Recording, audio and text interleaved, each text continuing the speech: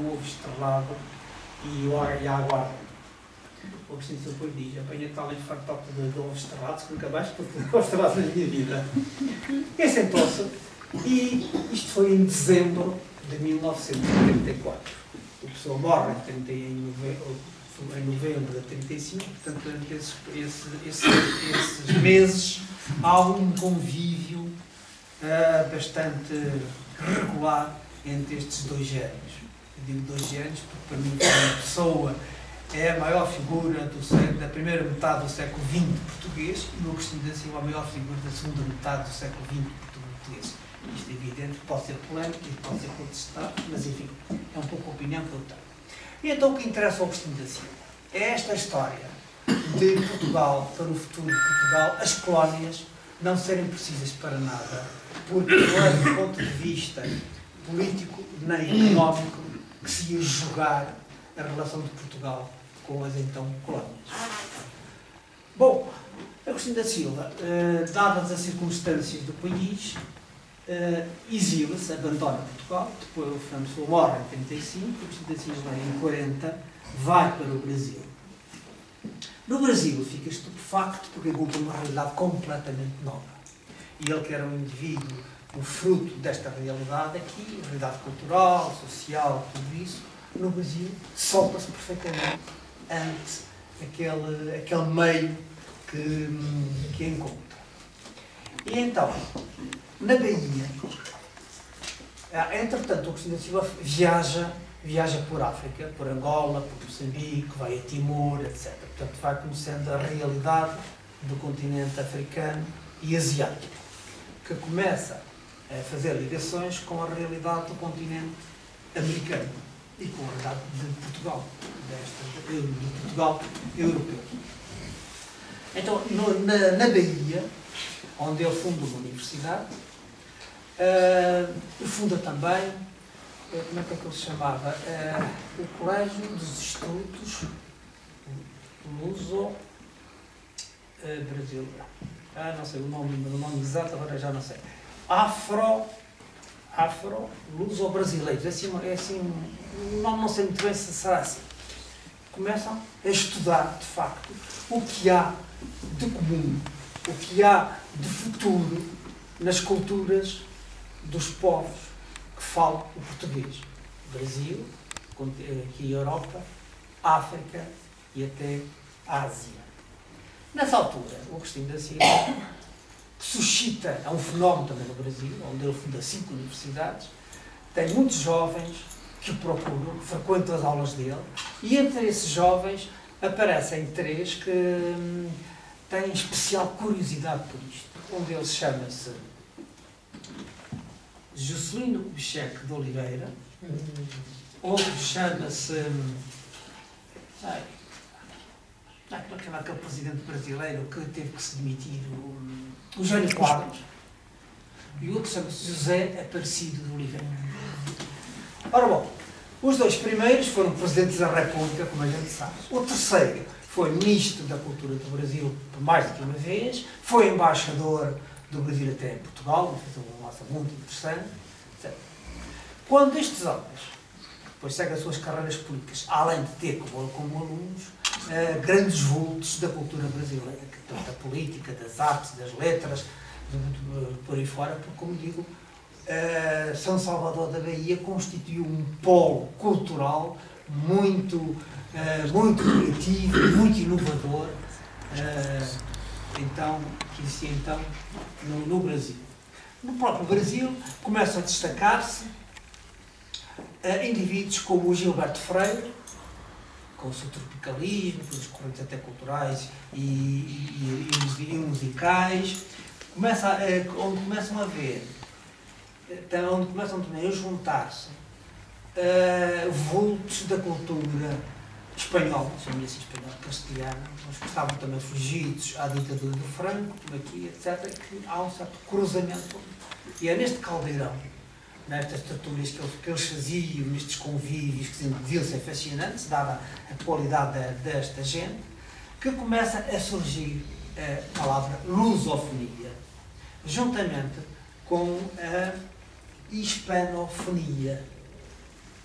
E é o Agostinho da Silva que é o teorizador que cria estes conceitos nas suas universidades, porque ele depois da Bahia vai para São Paulo, depois criou uma universidade em Brasília, portanto ele teve em 5 universidades que criou. Portanto, em todas essas universidades isto vai-se repetindo, vai crescendo e vai-se apurando.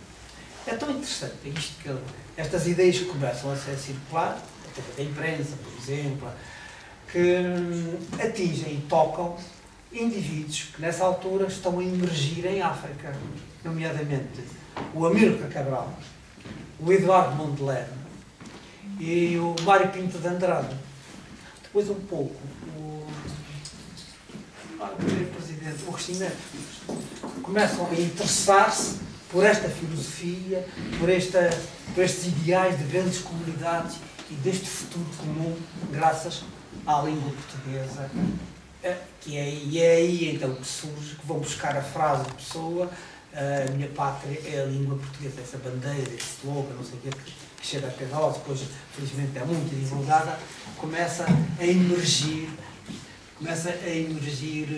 aí. De tal maneira, isto é interessante que também chega aqui a Portugal. E então, dá-se o nome de 2 jovens ministros que estavam a fazer um certo foro na altura, Adriano Moreira e como é que era o ministro dos Negócios Estrangeiros? Alcunha. Não. Patrícia, não. Franco Nogueira. Franco Nogueira e Adriano Moreira, que entraram para o governo na década de 60, como sabe, na mesma altura, que eram 2 jovens até desalinhados da política oficial. Por isso é que o Salazar os foi chamar, etc, etc. Começam a interessar-se. E o próprio professor Adriano Moreira auxilia muito, mandando para o Brasil. Ele está aí a continuar, que até estivemos num colóquio em que ele contou isso mais em pormenor, mandando livros de bibliotecas pequenas para o Brasil, para o Agostinho da Silva, para as iniciativas das universidades para ele depois andava, uma maneira de projetar isto. Até o próprio Salazar fica intrigado e quer ouvir o Agostinho da Silva. E pede ao Franco Nogueira se o traz lá. Acontece, portanto, uma coisa com o Agostinho da Silva, não podia entrar em Portugal, porque estava na lista negra da PIDE. E então, esta situação muito engraçada, o Franco Nogueira a contar-nos que ele e o Salazar, reunidos lá em São Bento, traçaram um plano para fintar a PIDE, para que a Agostinho da Silva entrasse cá clandestinamente, sem a PIDE saber. E o Botas lá fez um plano. Contactaram o Agostinho da Silva, que não ligava muito, era antigo, mas se passará, achou grave até a ideia, veio a Portugal. Chegou ao aeroporto, a PIDE não era tão clara como se pensava que era, detecta o Agostinho da Silva e prende-o. E então, nessa noite, mesmo do aeroporto, onde o Agostinho da Silva está preso, telefonam ao Franco Nogueira, que estava de fraca a presidir a um banquete de grande cerimonial no Palácio das Necessidades, que interrompe o banquete para ir ao aeroporto, convencer o PIDE a deixar entrar e fingindo que não, o Agostinho da Silva quer para ele ter com o Sr. Presidente, porque quer ir ouvir a Sagrada História, que só num país como o nosso é que acontece. Bom, isto passou-se. Quem conta isto com muita mais graça ainda é o professor Adriano Moreira, vale a pena contar isso. Tem muita graça porque ele é um homem muito espirituoso e depois, claro, viu isto por tudo. Ora bom, depois voltando aqui à questão da lusofonia e da hispanofonia. Há, entretanto, e vale a pena sublinhar, em Lisboa, a Casa dos Estudantes do Império, que foi uma associação, uma organização que teve grande importância. Porque o regime criou-a com uma intenção. Depois, os resultados saíram um pouco tiro pela culatra. O regime era que a Casa dos Estudantes do Império fosse uma espécie de oficina de formatação dos jovens africanos, para os formatar. É claro que foi, mas foi mais do que isso, foi também uma oficina de subversão. Essa gente toda é aqui, como é evidente, deram um salto. Foram importantes porque nessa casa estiveram grandes vultos que vieram depois a liderar a África. E esses grandes vultos, e isso contou-me contou-me o Samora Machel, não esteve cá. Contou-me, foi o Agostinho Neto que tinha-me falado disso, e esses grandes outros discutiam a questão da lusofonia via Brasil, via Agostinho da Silva.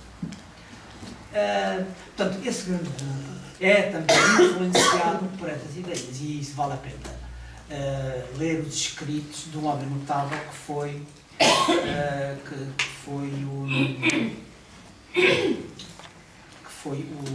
o líder da Guiné, que foi o facto Amílcar Cabral, que era um espírito superior, com uma visão muito pouco sectária, era nada sectária, e uma visão de futuro. Foi realmente uma tragédia para nós aquele homem ter sido assassinado e ter desaparecido, porque realmente poderia ter conduzido